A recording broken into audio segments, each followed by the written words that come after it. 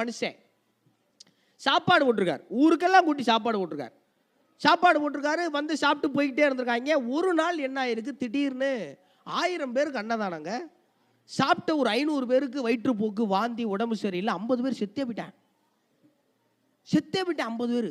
யாருக்கு ஒன்றும் புரியல. அவர் அதை பற்றி ஒன்றும் கண்டுக்கல.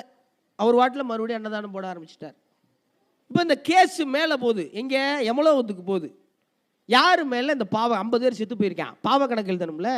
இப்போ சம்பவம் எப்படி நடந்திருக்கு, அன்னைக்கு சாம்பார் கிண்டும் போது மேலே ஒரு கழுகு ஒரு பாம்பை கூட்டி போயிருக்கு. அந்த பாம்பு விஷம் சாம்பார் சட்டிக்குள்ள விழுந்திருக்கு, தின்னவன் செத்து போயிருக்கான்.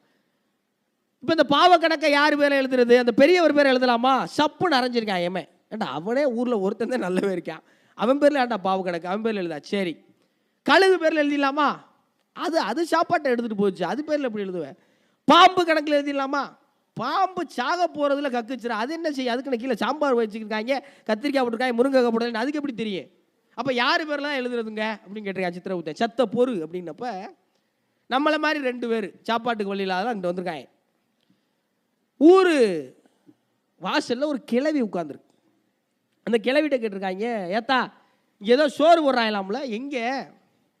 நேராக போய் வலது பக்கம் திரும்புங்கப்பா, பெரிய ஆலமரம், 1000 பேருக்கு சாப்பாடு நடக்குது. ஆனால் தின்னா 50 பேர் செத்து போயிடுவாங்க, போயிட்டு வான்ருக்கு. எப்படி? நேராக போங்க, வலது பக்கம் ஆலமரம், 1000 பேருக்கு சாப்பாடு நடக்குது, ஆனால் திங்கிறவேல 50 பேர் செத்து போயிடுவாங்க. எம்மன் சொல்லியிருக்காரு, கிழவி கணக்கில் எழுதுறா அந்த பாவத்தில் இருக்காங்க.